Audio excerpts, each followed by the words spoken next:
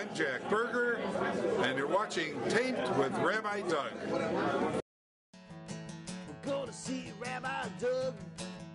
We're gonna see Rabbi Doug. We're gonna see Rabbi Doug on your TV tonight. But Daddy, I want to watch Monday Night Football. Forget about Monday Night Football. There's no other thing we're going to watch on Monday but Rabbi Doug. Yeah, Rabbi Doug on TV tonight. We're going to see Rabbi Doug. Oh, everybody talk about Doug. Shalom and welcome to Taped with Rabbi Doug. Glad you could be with us today. My guest today is Dr. Bruce Portnoy. Bruce, welcome to the show. Thank you very much, Rabbi Doug. I appreciate you having me on your show. It's a pleasure. Bruce is the author of the book, The Other Side of Dr. Wolf. And Dr. Portnoy, you are an optometrist. You are in the northwest suburbs. And how did you become an author?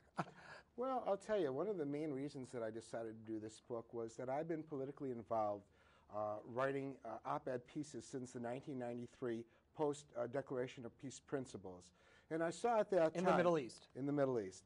I saw at that time when they elevated Mr. Arafat to a position of respectability, and as a negotiating partner for Israel, I foresaw that eventually this would lead to a challenge of Israel's legitimacy and its viability.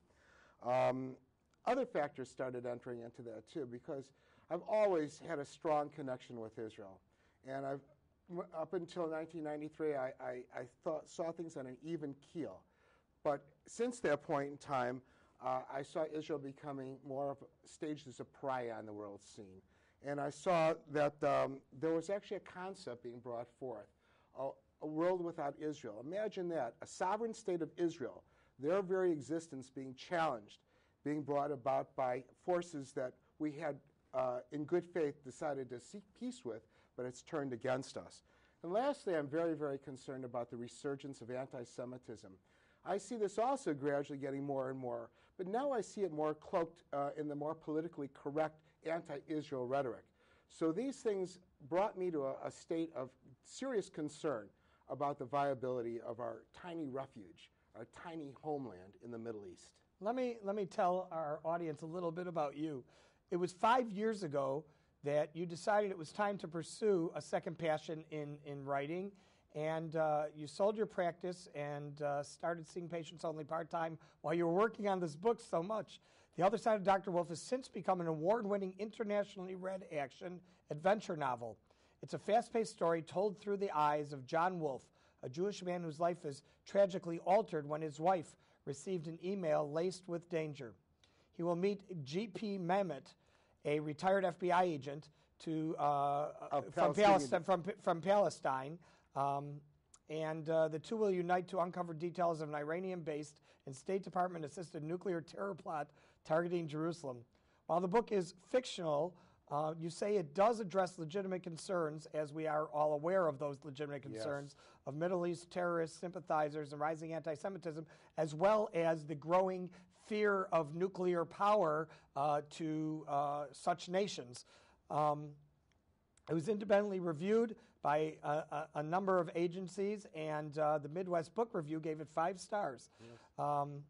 On July 3rd of this past year, you presented a lecture and discussion regarding the writing process of the novel, which you've shared a little bit of your passion for how you became interested in writing to begin with. And their story received the Editor's Choice Award from its publisher, iUniverse. It's amazing that you've done this. I know that the newspapers have covered it, and it's a fictional story, though, based on your own experiences and thoughts about Israel, as well as, you know, the news that goes on and fears, I guess, a little bit, you might say, of what could happen. Yes. Prior to being an optometrist, you worked for 2 U.S. government agencies, and later you authored a number of critical yet well-received op-ed commentary articles, as you mentioned, and amongst various inspirations for this story, you were informed about the Muslim communities, the Christian Arabs, the Jews, the United States, Israel, the powers, and the Middle East nations. You really studied them in depth, didn't you? Well, you know something, when you're going to write a book, even though it's fiction, you still are held to a high level of accountability. You've got to do your research. And I think it was incumbent upon me to make it as realistic, these characters within the fiction story, to make the point of my story so I can reach as many people as I can. That's great. And I know you you dedicated this book to your mother, Sandra, and your father, Lawrence, who encouraged you not to fear, but as you put it, to respect other people's differences. I think that's wonderful. Well, if I may, I'll tell you, as a young boy, I saw the absolute power of the written word when my mother would write these tremendous letters getting me out of trouble. And I would say to my mother, as a young elementary school student, I'd say, well, Mom, how does this work? How are you able to do this? And she said, well, you know, Bruce, no one, and she is a writer and a poet in her own right, no one can ever hang up on the written word. And once the written word is read, somewhere in the recesses of the mind it will affect decisions, therefore. And I saw this working so well. I kept that in mind. And my father, Lawrence, he would take me to the toughest parts of town. And I was a fearful little kid. And he would teach me not to be afraid, but rather to respect other people's differences, get to learn other people. And by getting to learn them, the mutual understanding will follow. Wonderful. Yeah. I've been blessed. It's very nice. How did you put this together and get it published? I'm interested in, you know, a lot of people sit down and say, oh, I want to write a book about this, I want to write a book about that. I've had a lot of authors on my show, and young authors from the Chicago area, many of them, and somehow or another, people who have had no experience, no connections, you know, they submitted this, they submitted that, they submitted this, they submitted that, and somehow or another someone saw it and said, I like that, let's talk. They get their books published. How did a guy who's working full-time as an eye doctor come along and start writing a book and all of a sudden get it published? Well, it was in the thought process for quite a while. As I said, these articles that I wrote, the op-ed pieces, set the framework, the basis, early basis of the book. But then there came the time when I felt this is my opportunity to write. And I saw it's a timely issue. I have, as I said, legitimate fears about the viability of our homeland. And so I decided to cut back on my patient hours. But the only way I could do that is ask my wife of 38 years her permission to sell our practice. So I would have the time to devote to writing and what's involved with the writing. Writing is not simply a matter of just putting it down on paper. It's a matter of putting it down on paper so it can be commercially successful. And I got her blessings, but I also got a caveat on there. She said, you know, a lot of people have, as you said, the intention of writing a book. Very few people carry that forward to actually finishing the manuscript, and even fewer get it published thereafter. And she said to me, well, what makes you so certain you've got what it takes? And I told her basically what I told you. I think this is my time. This is my opportunity. My inspirations were there, and I just wanted to have it out and see what we could do. And it was a very difficult, it's a long process. It took 4 years for that baby to be born, 4 years of hard labor. I know I would love for you to read from the book, but before that, can you give our audience a little synopsis? It is so enthralling. When you pick it up and start reading it, it is very hard to put down. You know, you get busy and you can't continue reading at one point, and you go, I can't wait to pick it up and find out what happens next, because it is really in-depth. You went very much in-depth, as if it wasn't just a fictional book, as if it was really happening. Tell us a little synopsis about the story so that our audience can come along and say, you know, I got to get that book. Well, it's a geopolitical action-adventure story that takes the readers from the Midwest to the Middle East. And it's it's a story of a woman, Abby Wolf, who seemed on the surface to be an ordinary wife, mother, and teacher. But yet she had skills, language skills, which enabled her to learn Arabic dialects and Farsi, as well as Hebrew. And she parlayed these skills into a part-time position working as a translator of media, Arab media, for the Israeli consulate. And this gave her opportunities to meet a lot of the up-and-coming players. But with anything else, she came across an email from a Lebanese political individual's son who was studying at her alma mater at Hebrew University in Jerusalem. And they began a connection with each other. This led to a revelation laced with danger. He had overheard his father talking with representatives of Hezbollah and Iran about an upcoming nuclear crisis that was being planned for the Middle East. Their plan to finally bring Israel to its knees once and for all.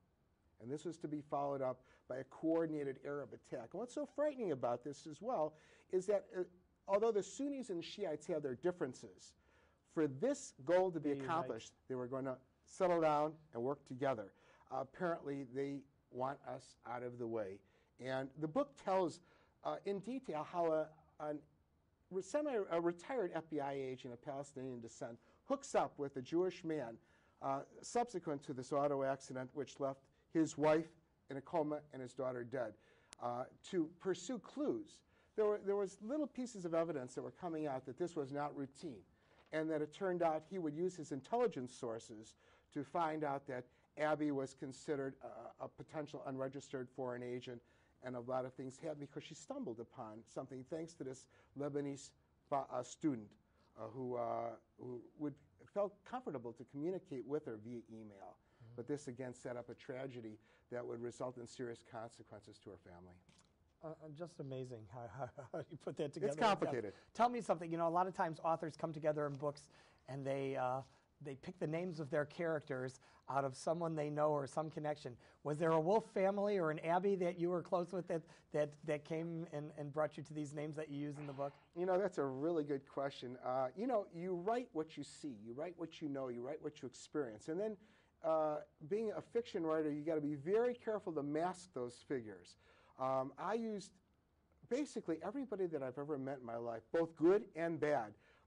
I put them in compilation of characters, but I learned something, Rabbi, and I think it's important to share it with yourself and with other potential authors in your audience.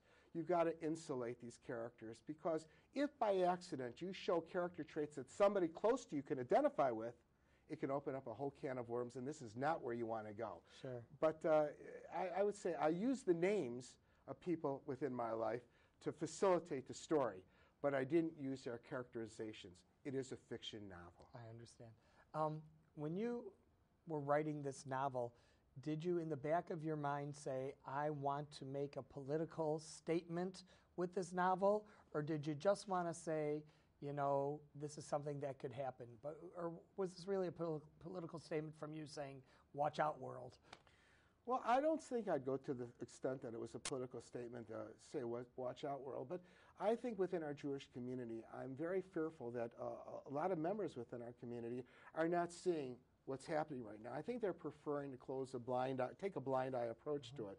And I just wanted to wake up people. And I also was hoping to change preconceived notions and prejudices. That's how I think a lot of people, we're in the position we are in the Middle East. People are viewing us with a jaundiced eye. And I wanted, by virtue of these characters that I established within the book, to challenge these prejudices, to challenge these preconceived notions, to give people an opportunity to understand that through the written media, maybe we can get a little bit more understanding on both sides. Wonderful. You're putting this together, must have some people who have read it who felt that it's either too controversial or possibly given you negative thoughts, or possibly said, oh, you're prejudiced against the Arabs, or you know, somewhere in the negative realm outside of those who say, you know, this is a reality possibly. Have you gotten a lot of those type of negative responses from people who've looked at it or reviewed it? Well, you know, what's interesting is when I first brought it, after 2 years of writing, I first thought I had something. I thought this manuscript was ready to go. And I submitted it to agents. And you're quite right. Some of the initial feedback was that it was a little bit too controversial. They liked the idea. They liked the action within it. There's a lot of action in the story. But something was missing, and I got a lot of rejections. Then I decided to find out what I could do to ameliorate the story. And I looked within the community. And luckily, I found a woman, a very quiet woman, who published her very first novel in the romance genre. And I went to her and I said, I'm new at this. I could use your help. And she became my teacher at a point in time when I needed a teacher. And I became her student. And she taught me in hours what took her years to learn to make a story more compatible for the commercial format. You know, it's one thing if you want to write a story for yourself. That's for catharsis. You want to write it as a legacy for your family. And there's nothing wrong. That's a terrific idea. But if you want to make something commercially successful, you have to do it in the acceptable commercial format. So I respected her opinion even when she came to me and she said, you're going to have to rewrite the story. And you're going to have to use character relationships more stronger than what you have in order to make the points that you want to get across. I would say it's a very difficult time I picked to actually publish a book. You know, as you know, when an author has a manuscript and you submit it to an agent, pretty much it's almost assumed if the agent takes it that it's going to be published. The author loses some control in the process, deferring to what the publisher wants from the agent to the publisher. It could take years for a book to be published, and I knew that because of these rejections that I got, I couldn't just fold on this. I had to just go other areas, and I decided to find a very small publisher, what they would refer to as a hungrier publisher, somebody willing to take on a newbie such as myself. Yes, there is some controversy in the book, no doubt about it. In my website, I actually have the last pages is something where readers can it's interactive. They can send me their comments without any identification by writing them down and pressing a button. It's amazing. Cool. The vast amount of the responses I got was overwhelmingly positive, but yet there was some constructive criticism. To answer your question more directly, I think something that you and the audience might enjoy is I was a little bit fearful because within the story itself, I talk about a potential of the spread of Islam intentionally, internationally, to get more concentrated negativity towards Israel as an objective. And I had a Muslim reader read the book, and I said to him, let me know, one way or the other, I want to know what your honest opinion is. And he said, well, it's not that I agree with everything that you said, Dr. Portnoy, but I found it one of the more balanced approaches as what's out there. And I think that there's room for both sides to learn from it. And I said, that's the nicest review I can have. Yeah, no, absolutely, absolutely. You now have gotten a taste of a political career along with being an author. Have you thought about, like, for example, me, not only am I a TV show host, but I was honored in the newspaper that I write a column for, the Chicago Jewish News, to see your book listed as a local author, and also another book by Ken Green, I'm from Division Street, which I also had him on the show when I was in California. I taped with him. I saw the show. And he was also listed on the same page. I thought it was great. Have you thought maybe of writing articles about politics now, because you're so knowledgeable about it, and I know that's how you were able to make a fictional thing so real? Have you thought maybe of going the other way, instead of doing fiction, writing something more concrete that is actual? Well, you know something, I'm leaving all my options open. I've had a lot of requests from readers about a sequel. And I think I'm going to give that some more attention first. You know, I think the plus of fiction versus nonfiction is in fiction, it's almost like a parable. You can tell a story without necessarily offending people. And they might be more willing to sit and read fiction than nonfiction, which is cut and dried. Most people pretty much have their mind set up as to what's going on in the Middle East. They've already prejudged the situation. So I'm trying to come in through the back door. I like that avenue a little better. Wonderful. I am here with author Dr. Bruce Portnoy. He is the author of The Other Side of Dr. Wolf. And stay with us here on Taped with Rabbi Doug. We will be right back.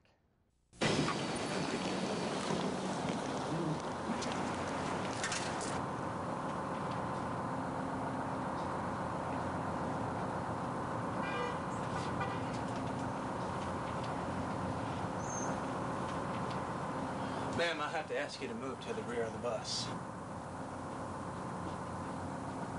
We shall not, we shall.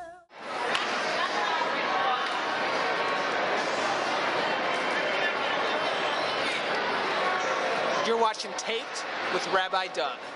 Welcome back to Taped with Rabbi Doug. I'm here with Dr. Bruce Portnoy, the author of The Other Side of Dr. Wolf. And once again, welcome to the show. It's so interesting, all the things you shared with us. But I really would love, I know for you to hear you read it in your own point of view to our audience. Would you share some of the book with us? I'd be delighted to do that. Okay. I think this is, now I picked probably one of the more troublesome parts of the book, dealing with entities that want to eliminate Israel, and they have their own agendas to why. I'm just going to set a little bit of the scene for the book. As I mentioned before, one of the major relationships is John Wolf, whose wife was involved in the auto accident, and G.P. Mehmet, the retired FBI agent of Palestinian descent, and how the two men come together after overcoming their individual prejudices. They have to come together to bring to light the nuclear terror plot, where it's going to happen, the means of it.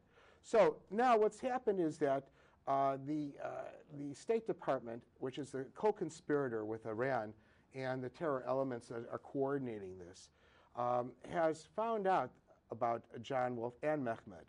So John Wolf is smuggled off into Israel. Meanwhile, Mehmet, for his own protection and for the protection of his family, his daughter and his granddaughter, is being held in a safe house in Chicago area by Israeli agents. He actually is captured by agents he suspects from the State Department.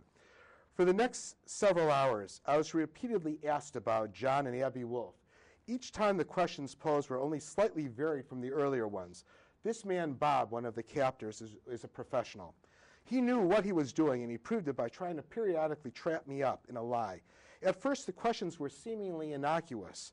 How did I come to know these people, John and Abby Wolf? Did Layla, his daughter, get as close to John as I did? Now, she was the one that arrested John because she was first on the scene of the auto accident, and it was made to appear that because he had a blood alcohol level above 0.8 in the state of Illinois, that he was culpable for the death of his daughter and for putting his wife in coma, although that would shortly change. Bob asked, did Layla get to know John as well as I did, or was it simply within the course of her responsibilities as a police officer? As the questions being put to me were leveled up in complication, I became somewhat confused. This annoyed one of my captors, Bob, who tried to control his frustration. When he finally reached his limit, his facial gestures hardened, and I became fearful. What the blank, blank, blank do you care about these Jews anyways, Bob said. They should mean nothing to you, because they are nothing. So many of them are just little more than self-concerned rats. Your family history as a Palestinian should have taught you that much. They took your heritage away from you and are responsible for us being in Iraq. I meaning Mehmet, foolishly followed that up with saying, next you're going to tell me that the Jews are responsible for 9/11? At which time his cohort, Billy, stood up, walked 2 feet towards him, grabbed Mehmet by the neck, with one hand and started squeezing the life out of me, Mehmet says. Just before I was about ready to lose consciousness, I heard Bob say, that's enough, Billy. Aberdam doesn't necessarily want him dead, at least not now. I'm sure our guest didn't mean to insult us, and surely he won't do that again. Bob was right on that account. Death didn't suit my purpose. Again, who's speaking now is Mehmet. Perhaps a more delicate approach would gain me the time I needed. I caught my breath and with a raspy voice responded, I have no love lost for the Jews as a group, but this man, John Wolf, he was involved in a terrible tragedy without any apparent personal involvement. I hesitated. I observed both men's posture, and it relaxed. I understand what you're saying, Bob was saying. He and his daughter were unexpected collateral damage. What should have been a simple, fatal traffic accident became a complicated mess. Frankly, I'm astonished that Mrs. Wolf came upon the information she did in the manner she did. Some might say there was a heavenly direction to her finding out this material. Yet nothing would have been necessary if it wasn't for a loose-lipped son of a Lebanese diplomat, and he's been subsequently dealt with. Now we have options of eliminating everybody involved or selectively, depending upon what you, Mehmet, tell us. In other words, Agent Wolf, you control the fate of many people. Not being able to see clearly as the men had done, what they did, they put atropine in his eyes. Very clever means that I researched. For when you take somebody prisoner and you don't want them to see, but you don't want to have them with a blindfold on, put atropine, it totally blurs their eyes. In a moment of inspiration, I took a chance, Mehmet is saying. I burst forth and said, why don't you just kill me and be done with it? My family knows nothing. I have no idea where this wolf is, and I'm too old to put up with this, fill in the blank. I, too, don't believe that, and then Bob responds, I, too, don't believe your family knows anything of importance, yet that doesn't diminish their value to us. The harm we can and will inflict upon them is of little significance to us, but of great importance to you. Going into the premise I'm correct, tell me what you know about a nuclear action planned against Israel, Jerusalem specifically. If you lie to me, Agent Mehmet, you're going to regret it on many levels. Remember, there are things worse than death. I believe what this man was saying, although I suspected that he and his friends were State Department employees, yet I had to be sure. If only I can stall for a little bit, let these drops wear off, then I could await my opportunity to overcome them. Bob, these drops that you put in my eyes, they're making me nauseous. I think I'm going to vomit. Billy picked him up and effortlessly carried him to the bathroom, where he forced himself to purge. But unobserved before that, he took the toilet water, flushed it in his eyes so he would stand some chance of making an escape should the opportunity afford itself. When he came back, Bob was drinking a cup of tea, and he said, "I thought you might need this." And he pushed it in front of my direction. And then he said, "Don't think less of me for my methods, Mehmed. We're both professionals. You know we have to do what's necessary to get the assignment done." I picked up my cup of coffee. "What could we possibly have in common, Bob?" He responded, "Why, the pursuit of justice, my friend. In other circumstances, we could have found ourselves tight friends. Eventually, I promise you, and those like you, a different way of thinking. Mehmed, I became a Muslim after growing up a Catholic. You, I see from your background, chose not to pursue your Muslim roots and instead chose Christianity. It's not too late for you to reassess where you are when what's in the works finally goes down. World leaders are starting to appreciate the benefits of associating with Muslim nations, including influential Jews. We're quietly amassing great wealth, and with it comes power. If implemented properly, Mehmed, we have the ability to make the world a healthier, safer place. Imagine, Mehmed, lands where people don't go hungry, where disease is eradicated, and standards of living can be raised for all. Wouldn't you like to be a part of that?" And then he goes on. Mehmed says, "Well, that all sounds almost too good to be true." And this is the last paragraph. Just to show you the animosity of these people within a State Department, how brainwashed they are, he comes by and Bob says, "Mehmed, it's the Jews. They're the ones holding us back from the one world order where all of the things that I told you is possible. The stage is being set. It's a long time in the planning. The end is almost in sight. Remember our objective. Remember what the American blacks said during the Civil War. Keep your eye on the prize. And, well, our prize is within our reach. Now it's for you to tell me everything that you know." Wonderful. Well, I can't thank you enough for being on the show. It's so enthralling. The story is great. Your writing methods and style is wonderful. And I just wish you much success with your book, The Other Side of Dr. Wolf, by Dr. Bruce Portnoy. And it's definitely worth reading. If you want more information about the book, you can email me at info@tvrabbi.com. And if you want to get a hold of Dr. Portnoy, I'll be happy to forward your email to him, and I'm sure he'll get back to you. And remember to check out our website, www.tvrabbi.com, where you can find out all about our guests and watch our show on the web. I want to once again thank you, Dr. Bruce Portnoy, for being on the show. I appreciate it. I want to thank all of you for being with us, and hope to see you next time right here on Taped with Rabbi Doug. Shalom, everyone. Yeah, I'm talking about Rabbi Doug. Talking about Rabbi Doug. Talking about Rabbi Doug on your TV show. Well, he's the rabbi for me. Anytime you need. You're gonna get married or you're gonna die. Gonna see Rabbi Doug. Gonna see Rabbi Doug. Gonna see Rabbi Doug. Gonna see Rabbi Doug on the TV tonight. This has been a Taped with Rabbi Doug production.